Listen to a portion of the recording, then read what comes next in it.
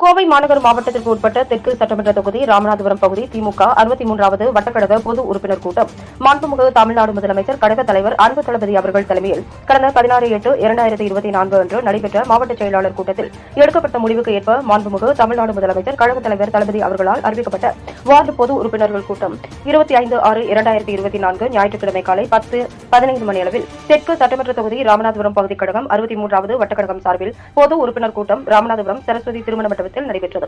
இக்கூட்டத்தில் கோவை மாநகர் மாவட்ட திமுக செயலாளரும் முன்னாள் சட்டமன்ற உறுப்பினருமான நா. கார்த்திக் அவர்கள் கலந்து கொண்டு வாழ்த்தி சிறப்புரையாற்றினார். இக்கூட்டத்தில் மாநகர் மாவட்ட துணை செயலாளர் கோட்டை அப்பாஸ், திமுக பொதுக்குழு உறுப்பினர்கள் வே. நா. உதயகுமார், மு. மாசா முருகன், காந்திபுரம் ராமநாதபுரம் பகுதி செயலாளர் பா. பசுபதி, 63வது வட்டக்கழக செயலாளர் நா. சண்முகசுந்தரம், மாநகராட்சி பணிகள் குழு தலைவர் சாந்தி முருகன், இளைஞர் அணி லாரா பிரேம்தேவ், பகுதி நிர்வாகிகள், வட்டக்கழக நிர்வாகிகள், கழக அணிகளின் அனைத்து நிர்வாகிகள், பகுதி நிர்வாகிகள், வார்டு நிர்வாகிகள், BLA2 பூத் கமிட்டி உறுப்பினர்கள், கழக செயல் வீரர்கள், கழக தொண்டர்கள், 63வது வார்டு பொது உறுப்பினர்கள் கலந்து கொண்டனர். திராவிட முன்னேற்ற கழகத்தில் பணியாற்ற தொடங்கிய போது 1981ஆம் ஆண்டு நான் பள்ளி படிப்பை படித்ததற்கு பிறகு நான் இந்த பள்ளிகளெல்லாம் ஒரு நிறுவனத்தில் படித்து சேர்ந்தேன். ராமநாதபுரம் பகுதியில் இன்றைக்கு ஜெம் மருத்துவமனை இருக்கிறது. அந்த ஜெம் மருத்துவமனை மணிநாயக பங்களா first south India guest house தான் விருதுநகர் மாநிலமாக இருந்தது. அதில் உதவியாளராக 1982ஆம் உதவியாளராக பணியாற்றினேன். சவுத் இந்தியா அப்படி பணியாற்றிக் கொண்டிருந்த அடிக்கடி ராமநாதபுரம் பகுதியில் நடைபெற்றிருந்த பல்வேறு பொதுக்கூட்டங்களிலே நான் பங்கேற்றேன். நான் இளைஞராக கிட்டத்தட்ட நான் சொல்வது ஒரு 40 ஆண்டுகளுக்கு முன்பு நான் 40 வருஷத்துக்கு முன்னாடி 82ஆம் ஆண்டு சவுத் இந்தியா கெஸ்ட் ஹவுஸ்ல நான் உதவியாளராக பணியாற்றிக் கொண்டிருக்கும் பொழுது இந்த பகுதியில் நடைபெற்ற அனைத்து கூட்டத்திலும் பங்கேற்றேன். அவங்க அவர்களுக்கு எல்லாருக்கும் தெரியும். அதே மாதிரி பார்த்தீங்கன்னா தினமும் காலை 5:30 மணிக்கு எம்ஜிஆர் புலம்பெயர்ச்சி காலேஜ் இருக்கு. ஆசிரியர் அவர் தான் புலம்பெயர்ச்சி காலேஜ் ஆசிரியர். தினமும் காலை 5:30 மணிக்கு வருவோம். அந்த காலேஜ் 5:30 மணிக்கு வந்து அந்த புலம்பெயர்ச்சி காலேஜில் நான் புலம்பெயர்ச்சி செய்வதற்காக லட்சுமி ஆலயத்தில் பணியாற்றி கொண்டிருந்தார். அவர் தந்துள்ளவர் எதற்காக சொல்றேன் என்று சொன்னால், அன்றைய காலகட்டத்தில் இருசக்கர வாகனத்தினுடைய சைக்கிள் விரிவடிகள் இருக்கும். வெள்ள பேண்ட் என்னுடைய அடையாளமே அந்த உதவிக்குமார் போட்டு வெள்ள பேண்ட் போட்டுருப்பேன், கருப்பு சண்டை போட்டுருப்பேன். கருப்பு சண்டையில ஒரு கையில் பார்த்தீங்கன்னா உதயசூரிய சின்னம் போட்டிருப்பேன். கையில வந்து இருக்கு ஒரு லைட் இருக்கு. அப்படின்னா திராவிட முன்னேற்ற கழகத்தில் ஒரு தொண்டராக இயக்கத்தில் நான் பணியாற்ற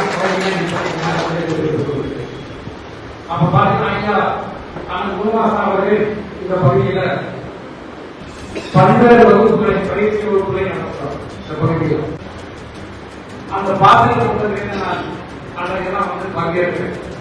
இதெல்லாம் நான் சொன்னது 40 வருஷத்துக்கு முன்னாடி திருக்குறள் வகுப்பு வாரத்தோறும் திருக்குறள் வகுப்புகளை நடத்துவார். திருக்குறள் வகுப்புல ஒவ்வொரு சான்றோர்களை தமிழ் சான்றோர்களை எல்லாம் வளைத்து ஆசிரியர் சொல்வதை எல்லாம் வளைத்து திராவிட பேரியத்தில் இருக்கக்கூடிய முன்னோடிகளை எல்லாம் வளைத்து அவர் அந்த கூட்டங்களை நடத்துவார். அந்த கூட்டத்தில் வந்து வாரமாக அந்த கூட்டத்தில் நான் பங்கேற்பேன். அப்படிப்பட்ட காலகட்டத்திலே தான் திராவிட முன்னேற்ற கழகத்திலே இந்த பகுதிகளில் நடைபெற்ற அனைத்து கூட்டங்களிலும் நான் பங்கேற்று பேசுகிறேன். பல கூட்டங்களை இருக்கக்கூடிய அறிமுகம் தான் எனக்கு கிடையாது.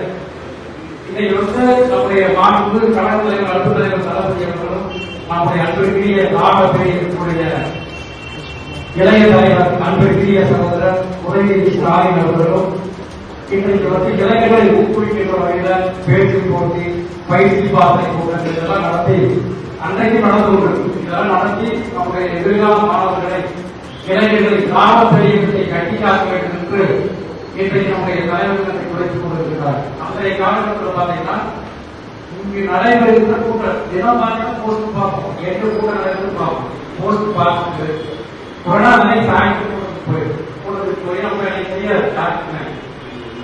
ஆனா உதயகுமார் போன ஒரு இடத்துல மாசனாமணி போன ஒரு இடத்துல குமார் போன ஒரு இடத்துல நான் பேசக்கூடாது அப்படி கேட்டுதான் மேனேஜர் வந்து ஏறி நான் பேச பழகிறேன். இதை எதற்காக சொல்றேன், வெள்ளலூர் போவேன் சைக்கிள் போய் வெள்ளலூர் உதயகுமார் போட்டு அந்த கூட்டத்தில் சென்று நான் நகரம் முழுக்க பல வேலைகள் இன்னைக்கு பேசுவேன்னு சொல்றோம். பேசுவேன்னு சொல்றோம்.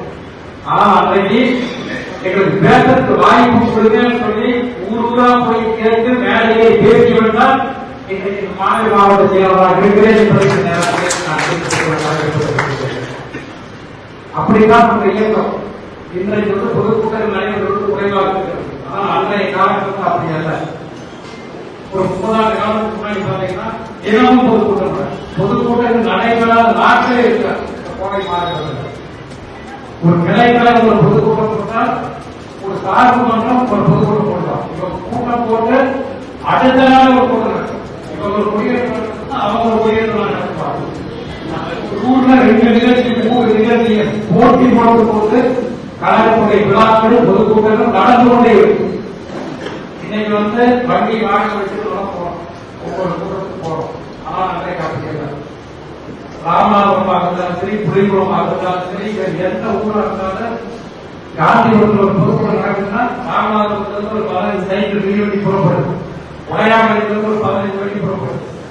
அங்க ஒவ்வொரு ஊரும் 10 வெடி 15 வெடி புறப்படுது. அந்த வெடி வண்டியில எங்களை போன்ற இளைஞர்கள் கேரை உட்கார்ந்து போவோம். கூட்டத்துக்கு சென்று இன்னைக்கு மேல போட்டு கீழே சேர் போட்டு இறுதிகள் போட்டு உட்கார்ந்து. ஆனால் அன்றைக்கு 30 ஆண்டுகளுக்கு நானே நூற்றுக்கணக்கான கூட்டங்கள்ல தலையை அவர் நம்முடைய லட்சிய உணர்வுகளை கேட்டு கைதேறி வளர்ந்தவர்களே நாம் என்பதை நேரத்தில் நான் சுட்டிக்காட்டி கணக்கிட்டிருக்கிறேன். இப்படித்தான் திமுக கூட்டத்தில் நடந்தது.